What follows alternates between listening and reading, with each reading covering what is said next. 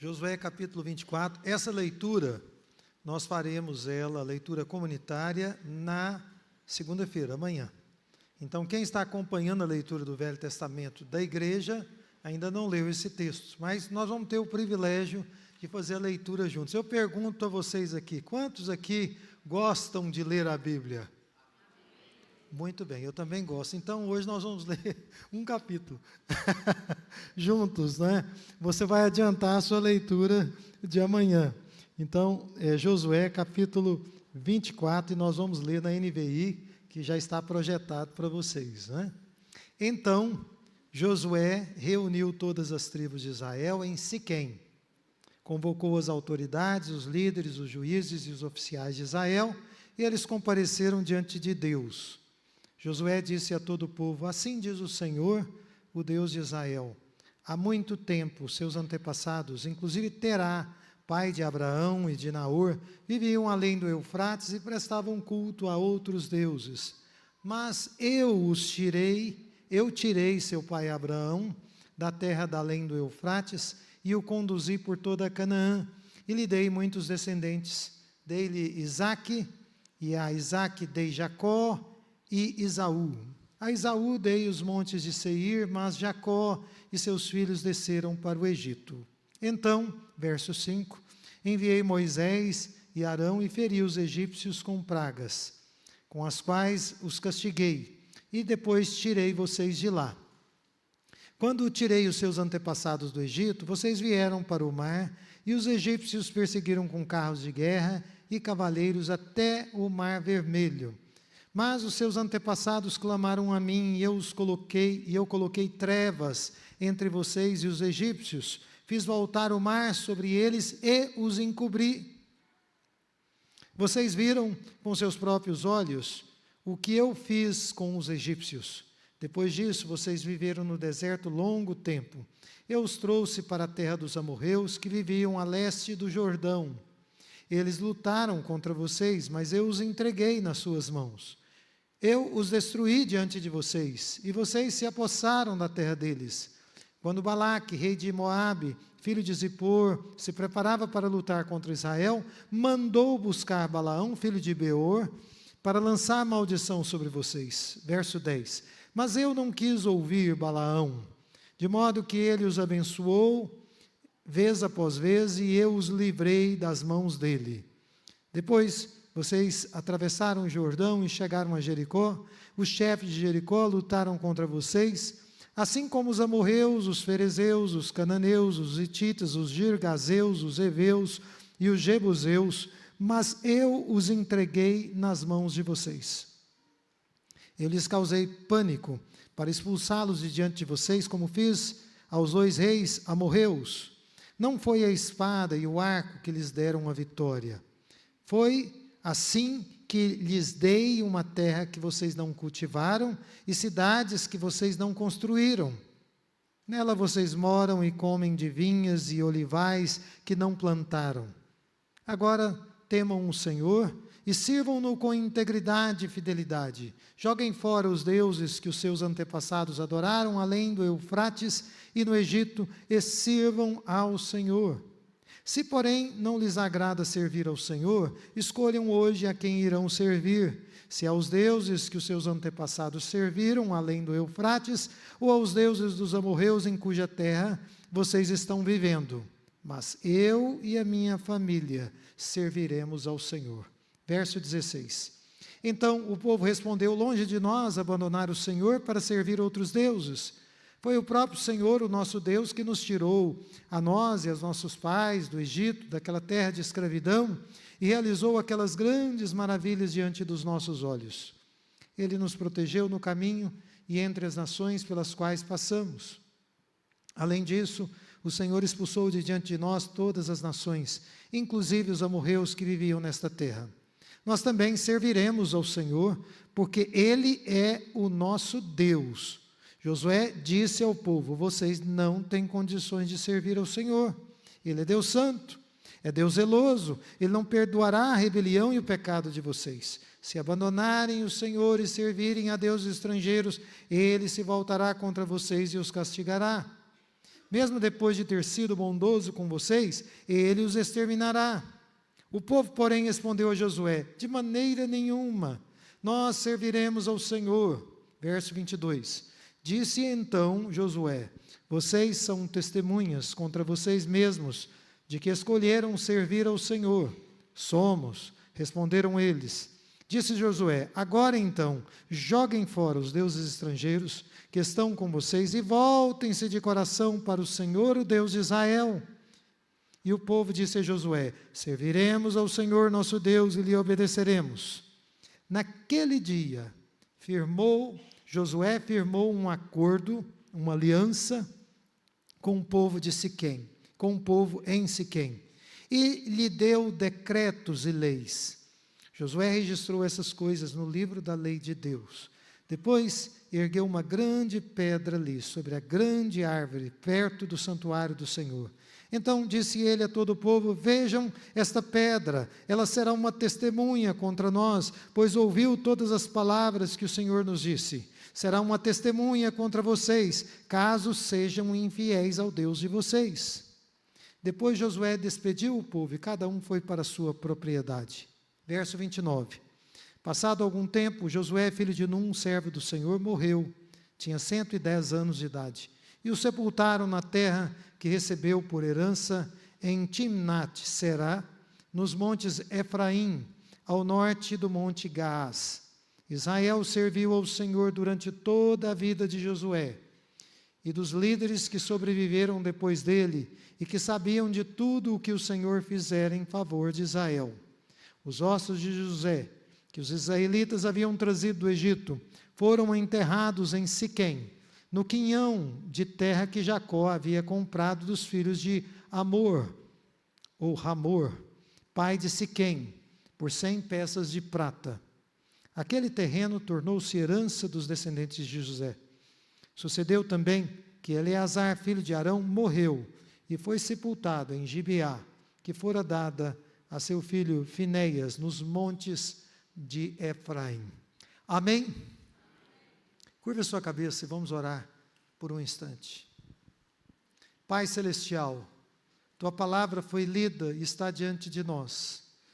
Que o Teu Espírito Santo, que é o autor das Escrituras, possa ministrar ao nosso coração e ajudar-nos a compreender aquilo que o Senhor quer comunicar conosco, como igreja.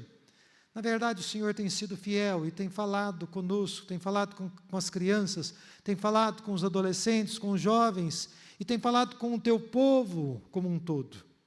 Agora, abre o nosso coração para que possamos assimilar a Tua palavra e concede-nos a graça de aplicá-la nas nossas próprias vidas. É a nossa súplica, em nome de Jesus. Irmãos, através desse texto, eu quero apelar a vocês para que renovem ou estabeleçam, se for o caso, uma aliança com o Senhor. Amém?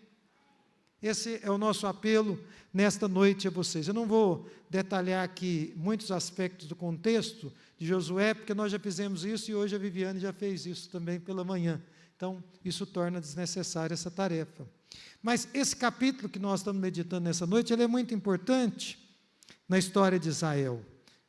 Porque uma etapa estava sendo concluída, um ciclo estava se fechando em Israel. Por isso, pouco antes da morte de Josué, Deus o usou para transmitir precisamente as suas palavras, aquilo que ele queria comunicar com aquele povo. E o que Deus disse através do Josué? Vocês notaram aqui que Josué falou profeticamente ao povo, não é? O que ele disse? Ele disse que o povo deveria constantemente renovar a sua aliança, que na NVI é chamada de acordo, mas no original é uma aliança berit, não é? Com ele. Que o povo deveria reconhecer a sua vida, reconhecer a existência de Deus na sua vida, reconhecer a influência de Deus na nação de Israel e no mundo como um todo.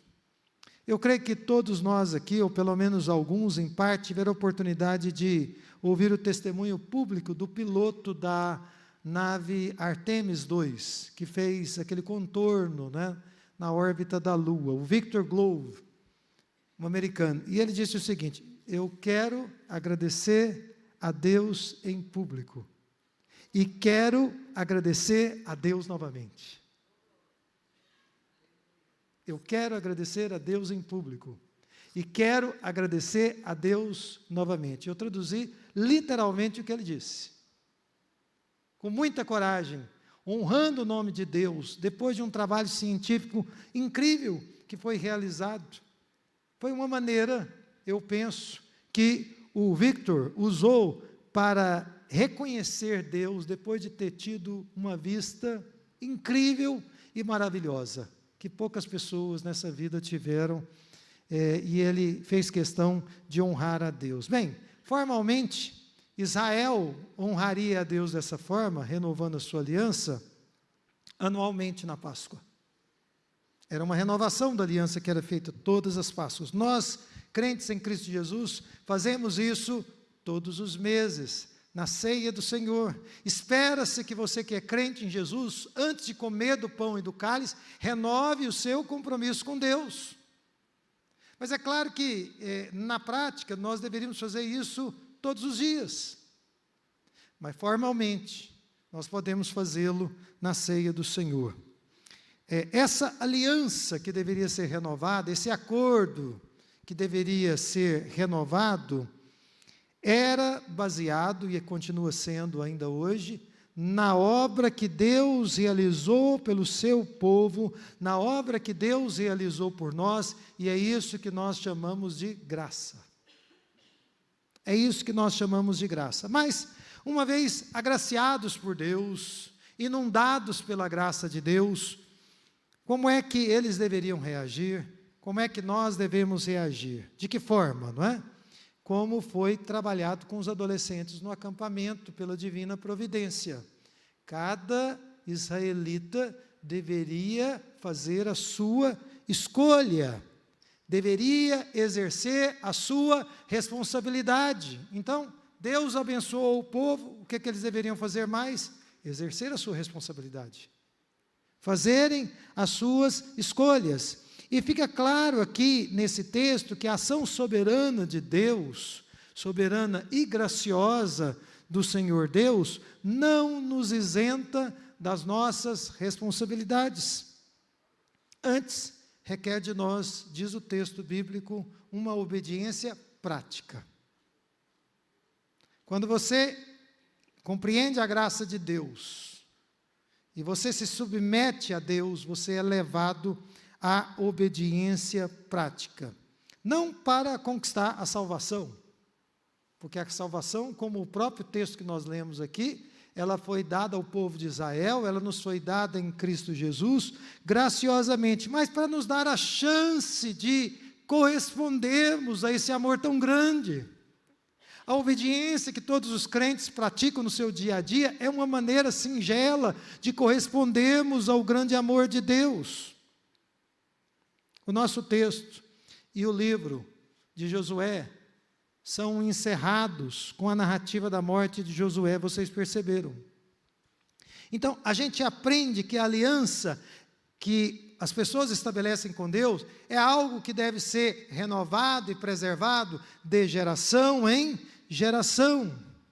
E que genuínos servos de Deus, que inclusive exercem liderança na obra de Deus, algum tipo de liderança na obra de Deus, devem ser conhecidos pela maneira como vivem. E eu acrescento, pela maneira como morrem também. Porque algumas pessoas vivem muito bem em grandes períodos da vida, mas a maneira como morrem é uma maneira que desonra a Deus. Então, Deus deseja que vivamos na presença dEle, mas que também morramos como servos de Deus. Amém? Então, se você olha para os primeiros 13 versículos, eu quero falar com vocês em 4 pontos aqui. Vou pedir aos irmãos que fechem aquela porta ali que está aberta, por gentileza. Esses primeiros 13 versos nos mostram uma história que é recontada por Josué, inclusive profeticamente.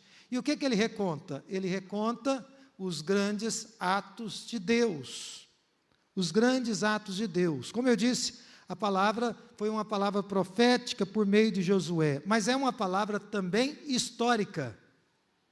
Ela era profética, mas ela também foi histórica, e vai recontar aqui a história de Abraão, juntamente com os seus pais, que viviam em uma terra distante de Canaã, e que praticavam a idolatria, e viviam inclusive sem filhos, porque no caso de Abraão e Sara, eles não tinham filhos, quando viviam ali. E o que é que Deus fez? Se você olhar aí no texto bíblico, mantenha a sua Bíblia aberta e acompanhe. Diz o Senhor Deus, não é?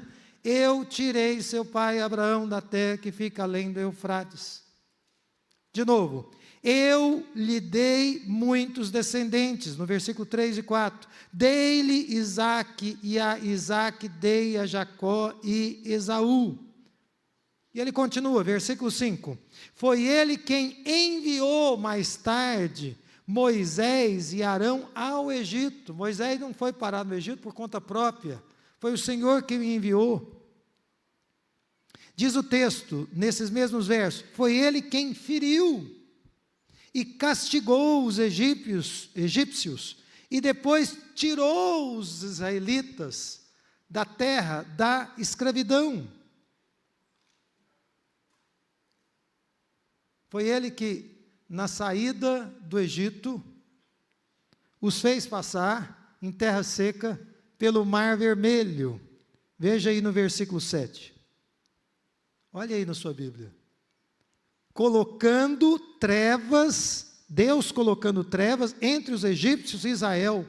Foi o Senhor, diz o versículo 7, quem fez voltar o mar sobre os egípcios e os encobriu. Quando no deserto eles tiveram que enfrentar os amorreus, diz o texto bíblico, no versículo 8, que foi o Senhor quem os entregou nas suas mãos, quem os destruiu diante deles. Para quê? Para que eles se apossassem da terra deles. Vocês estão percebendo aqui o que Deus foi fazendo, o que Ele foi realizando em favor do seu povo? E o texto continua, porque diante de forte oposição de Balaque, foi Deus quem resistiu o profeta Balaão, que havia sido contratado para quê, gente? Amaldiçoar o povo santo. Como muitas pessoas hoje são levantados em regiões escusas e obscuras, para fazerem obras malignas contra o povo de Deus. E o texto bíblico nos diz no versículo 9 e 10, que o Senhor Deus não quis ouvir Balaão, e acabou transformando as suas maldições em bênçãos. Foi isso que o Senhor Deus fez. Por fim, quando os povos cananeus se levantaram contra Israel, diz o texto no versículo 11 e 12, que foi o Senhor quem os entregou nas mãos deles, causando-lhes pânico, terror. Tudo como obra divina que o Senhor Deus realizava. Então, vejam que em nenhum momento aqui do nosso texto, de Josué 24, nós lemos sobre o que Israel fez. Tudo que nós lemos aqui é sobre o que Deus fez, sobre o que Deus realizou por eles. Irmãos, isso é graça de Deus, conforme a Bíblia nos ensina. E para não deixar dúvidas, versículo 12, o Senhor disse: não foram a espada nem o arco que lhes deram vitórias. Eles precisavam entender que todas aquelas conquistas, que todas aquelas benesses, que todas aquelas bênçãos não eram resultantes dos seus próprios esforços, do seu próprio labor, do seu próprio trabalho. Pelo contrário, toda aquela boa condição era resultado unicamente da obra do Senhor Deus. E assim, eles deveriam compreender, diz o versículo 13, que foi assim que o Senhor lhes deu uma terra em que eles não haviam cultivado, e cidades para morar que eles não haviam construído. Isso era uma manifestação da graça de Deus. Grandes feitos que Deus realizou em favor do seu povo. Agora, um segundo ponto que nós devemos refletir, depois desse primeiro, é que diante da tremenda, incrível, maravilhosa graça do Senhor Deus, exibida em favor do seu povo, Israel deveria fazer escolhas. Isso a partir do versículo 14. Porque aquele era o momento, cientes de tudo que Deus havia feito por eles, da renovação da aliança, do acordo com o Senhor. E de que forma esse acordo deveria ser feito? Veja o versículo 14. Eles deveriam se preparar e escolher se serviriam ao Senhor com integridade e fidelidade. Agora, para que eles servissem a Deus com integridade e fidelidade, eles deviam estar prontos e preparados para jogar fora os deuses que os seus antepassados vinham servindo desde além do Eufrates nos tempos antigos. Eles deveriam abrir mão deles. Eles deveriam abrir mão daqueles deuses que eles tinham convivido com eles no Egito. Eles deveriam abrir mão dos deuses sedutores que estavam ali sendo adorados na terra de Canaã. Tudo isso mostrando para eles que na origem deles havia idolatria. Desde Terá, pai de Abraão, que era um idólatra, e que eles também tinham que conviver com um ambiente que, de uma maneira ou de outra, os impelia a se tornarem idólatras, a adorarem outros deuses. Então, eles deveriam fazer uma escolha, e deveriam se posicionar firmemente para servir a Deus, ou então servir aos ídolos, aos deuses que os seus pais serviram muitas vezes no curso da história. Mas Josué já adiantou a posição dele. Talvez é um dos textos mais celebrados na palavra de Deus, né? Ele disse, olha, se vocês quiserem servir, tudo bem, mas eu e a minha família serviremos ao Senhor. Ainda que a nação de Israel inteira debandasse, apostatasse da fé, Josué, já idoso, quase caminhando para a morte, quase colocando o pé na sepultura, ele estava declarando, ainda que todos vocês apostatem da fé, eu servirei ao Senhor Deus, eu e a minha família. Queridos irmãos, como nós precisamos fortalecer as famílias nesses dias. E eu sempre digo, não é? O primeiro lugar em que eu preciso estar bem é dentro da minha casa, com a minha mulher e com os meus filhos. Eu preciso estar bem ali. Não adianta eu querer estar bem na igreja, eu querer estar bem profissionalmente, se lá dentro está comprometido. A família precisa estar fortalecida. Os relacionamentos íntimos dentro de casa, eles precisam ser consolidados. Qual foi a resposta do povo? Vejam aí na Bíblia de vocês, versículo 16. O povo foi contundente, olha, longe de nós abandonar o Senhor. E novamente, lá no versículo 18, nós também serviremos ao Senhor, porque Ele é o nosso Deus. E lá no 21, uma terceira vez, nós serviremos ao Senhor. Verso 24, serviremos ao Senhor o nosso Deus e lhe obedeceremos. Então, apesar dessa contundente e enfática resposta do povo, Josué fez uma severa advertência a eles, vocês notaram aí do versículo 19 até o 22. E provavelmente ele fez uma severa advertência por duas razões, eu deduzo, lendo e estudando o texto. Primeiro, porque ele sabia da dureza dos corações daquelas pessoas. Ele sabia que aquele povo flertava com os ídolos, com os falsos deuses. Por isso ele os advertiu severamente. Uma segunda provável razão é porque Josué também sabia que o Senhor Deus era santo, santíssimo, e que ele não toleraria o povo de Deus viver em adultério espiritual. Uma hora adorando a Deus, uma outra hora reverenciando um outro Deus, seja ele qual for. A gente diz aqui que os ídolos não são só aqueles de estátuas, né? É o dinheiro, é o sexo, não é? É o poder, o prestígio, a fama, os likes. São deuses da nossa sociedade contemporânea. Então, sabedor da santidade de Deus, Josué deixa muito claro que o Senhor Deus não toleraria aquele comportamento, e se eles insistissem em servir a outros deuses, o Senhor Deus poderia se voltar contra eles e poderia castigá-los. Veja aí no versículo 20, porque isso ficou muito claro. Tudo isso nos leva ao terceiro ponto, irmãos. Primeiro, nós temos a exibição dos atos de Deus e da graça do Senhor.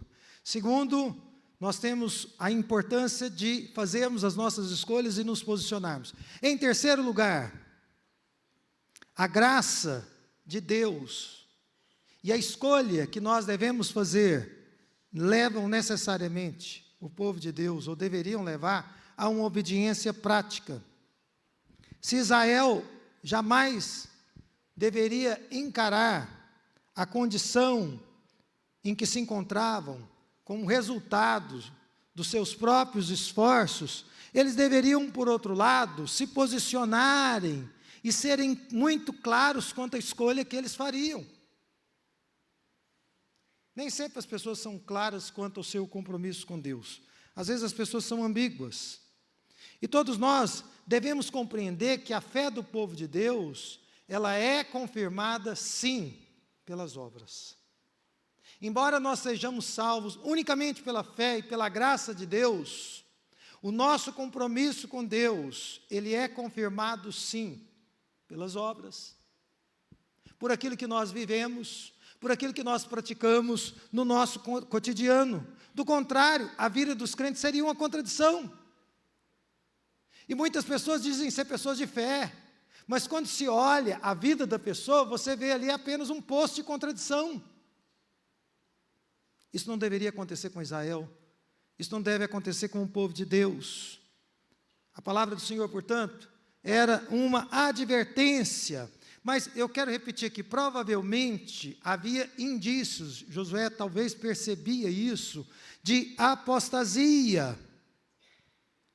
E era por isso que o Senhor Deus dizia através de Josué: vocês precisam exibir uma postura muito concreta. Não basta falar, sou crente, sou servo de Deus. Isso precisa ser exibido. As pessoas precisam ver isso. Uma outra maneira de exibir isso concretamente era descartar os ídolos. Os ídolos precisariam ser descartados de uma vez por todas. Um acordo, uma aliança precisaria ser feita ou renovada. No caso de Israel, um memorial, uma grande pedra, seria erigida para que ninguém se esquecesse. Porque a nossa memória muitas vezes nos trai, não é verdade? Mas aquele memorial deveria ser uma lembrança. Opa, eu não posso me esquecer do acordo que eu fiz com Deus, da aliança que eu fiz com Deus. Muitos irmãos fazem isso tendo versículos bíblicos na sua casa, e eu louvo aqueles que têm essa prática, porque são memoriais que estão sempre diante dos nossos olhos, para nos lembrar da palavra de Deus, do nosso compromisso com Ele. Amém, irmãos? Um quarto e último ponto que eu queria dividir com vocês, então eu vou para as aplicações, e que esse texto não nos permite fugir dele, está lá nos últimos versos, do 28 até o 33. Eu entendo o seguinte, do que está registrado aqui: lideranças vêm, lideranças vão, mas o Senhor permanece. Lideranças vêm, lideranças vão, mas o Senhor permanece. No início do livro de Josué, vocês se lembram, porque nós meditamos recentemente, o pastor Augusto até ministrou, em Josué capítulo 1, nós lemos sobre a morte de Moisés, servo do Senhor, e agora, no final do mesmo livro, que leva o nome de Josué, nós estamos lendo sobre a morte do seu sucessor, que também é chamado servo de Deus. Ambos eram servos do Senhor, sem dúvida alguma. E diz o nosso texto, veja aí, versículo 29, que passado algum tempo, Josué, filho de Num, servo do Senhor, morreu. Então, aquele povo, talvez alguns deles tinham visto Moisés ser recolhido pelo Senhor, e agora estavam vendo o Josué sendo recolhido pelo Senhor, o ministério dele chegar ao fim. E essa é uma realidade, queridos irmãos, com a qual nós temos que lidar constantemente, inclusive na igreja. Gerações de líderes vêm e gerações de líderes vão, mas o que é mais relevante no que diz respeito a líderes dentro da igreja, é isso que Deus demanda desses líderes, é que eles sejam homens fiéis. É que eles sejam fiéis a Deus, comprometidos com a palavra de Deus. Por quê? Porque eles vão prestar contas. Eu vou prestar contas a Deus. Graças a Deus eu não sei o dia que Deus vai me recolher, mas eu sei que esse dia vai chegar. Quando eu acompanho irmãos que estão partindo, uma das coisas que passa pela minha cabeça é essa: a minha hora vai chegar. E eu quero estar preparado para prestar contas a Deus. Agora, um outro ponto importante aqui, veja aí no versículo 31, é que Israel, isso está registrado nesse texto propositalmente, serviu ao Senhor durante toda a vida de Josué e dos líderes que lhe sobreviveram e que sabiam de tudo o que o Senhor fizera em favor de Israel. Então, líderes que temem a Deus exercem uma grande influência sobre os seus liderados para o bem ou para o mal. Isso é um fato. Tanto é que no livro de Juízes nós vemos, situações descabidas, porque as lideranças se corromperam naquele período e o povo também se corrompe. Apesar disso, cada geração precisa aprender a temer a Deus. Cada geração precisa aprender a servir a Deus, a andar com as suas próprias pernas no temor do Senhor. As novas gerações devem ter nos seus líderes referências importantíssimas, mas elas devem aprender a buscar a Deus por si. É isso que os verdadeiros servos de Deus fazem. Eu me lembro, quando congregava no All Souls Lagahan Place Church, e lembro de ouvir o Richard Bill, que era o pastor da igreja naquela época. E o testemunho dele era o seguinte, ele já era um homem sexagenário naquela época, ou chegando nos 60 anos. Assim, eu fico tão feliz quando eu estou na igreja aqui pregando, principalmente quando eu olho e vejo o John Stott ali. Isso me traz segurança. John Stott faleceu, foi recolhido. Richard Bill, em 2019, foi recolhido, promovido para a glória também. Ambos prestaram contas a Deus.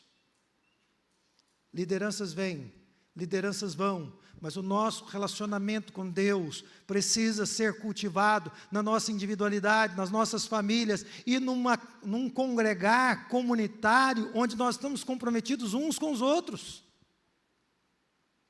Isso precisa acontecer. Amém?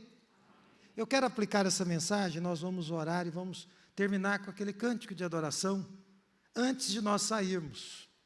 Primeira aplicação: hoje é dia de renovarmos a nossa aliança com Deus. Hoje é dia de nós renovarmos. Essa aliança só é possível pelo que Deus fez. É uma aliança que Deus te convida para entrar nela, mas Ele fez a parte dele e a sua. E Ele está te chamando para você renovar o seu compromisso com Ele, olhando e relembrando a cruz do Calvário, quando Jesus deu a sua vida em nosso favor. Então eu quero convidar vocês a renovarem a aliança com Deus. E aqueles que estão aqui, que não fizeram uma aliança com Deus ainda, a fazerem. Porque você tem a oportunidade no dia que se chama hoje. Eu não sei do amanhã. Eu não sei o que amanhã tem reservado para você. Em segundo lugar, diante da graça de Deus, eu sei que todos vocês têm percebido como Deus tem sido gracioso para conosco. E essa graça foi manifesta plenamente em Jesus. Cada um de nós deve fazer a sua escolha. Eu quero apelar a vocês: rompam com os deuses. Joguem fora tudo aquilo que se coloca entre você e o Senhor Deus hoje. Eu não sei o que é, mas eu digo a vocês: joguem fora. Lancem fora enquanto vocês podem.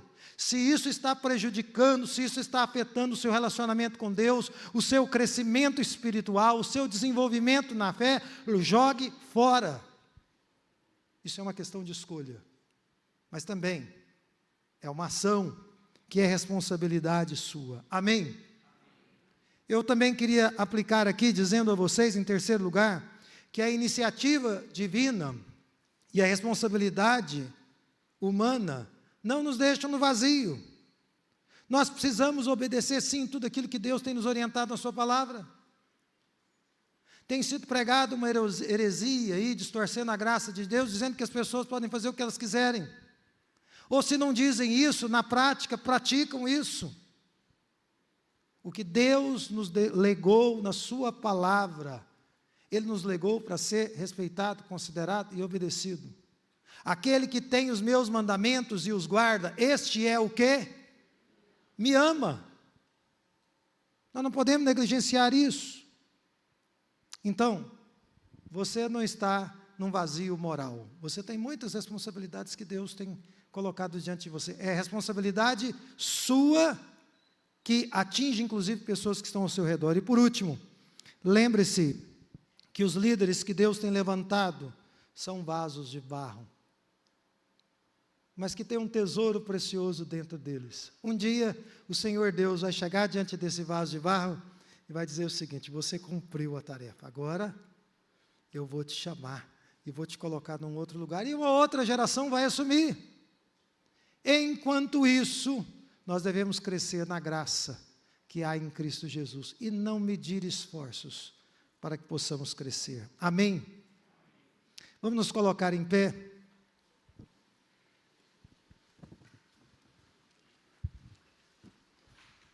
Curva a sua cabeça e feche os seus olhos.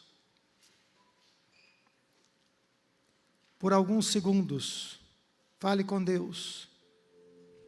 Renove a sua aliança com Deus. Mas para renová-la, é preciso lançar fora os ídolos. Os ídolos do coração, da mente, que obscurecem, que te paralisam, que bloqueiam o seu desenvolvimento espiritual saudável. Lance fora com todas as suas forças. Fale com Deus, renovando a sua aliança. Ou quem sabe, estabelecendo uma aliança com Deus.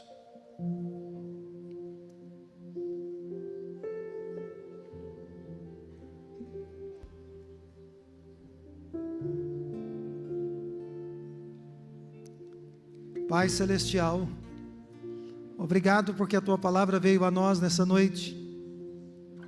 E essa palavra é uma palavra que nos convida à comunhão, ou à renovação da comunhão, através da aliança, através de um acordo que o Senhor estabeleceu na cruz.